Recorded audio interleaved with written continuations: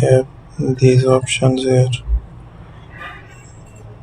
We will try to make that shapes, picture designs and structures as well.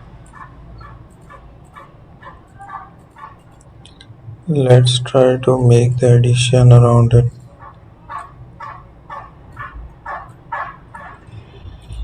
So there we are. We have to pick up that design there. Add a paint. Use an eraser tool. Let's make the designs.